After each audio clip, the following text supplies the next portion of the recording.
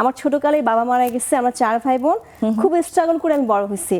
আমি যেমন কখনো আমার মাকে আমরা স্কুলে পাইনি, কলেজে পাইনি, কোনো প্রোগ্রাম আমার মা আসতো না, পারতো না আমার মা। আমার 4 ভাই বোন, আমি সবার ছোট। আম্মুর লাইফটা খুব স্ট্রাগল ছিল, আমাদেরকে মানুষ করা, ঢাকা শহরে 4টা ছেলে মেয়ে মানুষ করা, বিয়ে দেওয়া।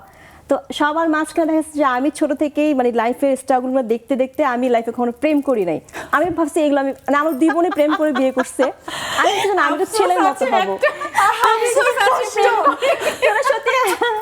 আমি তো ছেলের মতো হবো, আমি স্টাবলিশড হবে, আমি ভালো কিছু করবো যেন আমার মার একটা দাম থাকে সমাজে, সব দিক থেকে, আত্মীয়স্বজনের কাছে, সব দিক থেকে। আমি মানে আমার ছোটকাল থেকে আমি মার সাথেই ছিলাম, তখন তো বুঝতাম না যে মার একটা যে হাহাকার, একটা কষ্ট, উনি যে ওনার পুরো যৌবনটা যে নষ্ট করছে, বিয়ে করে নাই বা আমাদেরকে মানুষ করতে গিয়ে পুরো লাইফটা স্যাক্রিফাইস করছে, এগুলো আমি খুব বুঝতাম। তখন থেকে নিজেকে ওইভাবে প্রিপেয়ার করছে যে না, আমি লাইফে কিছু করব।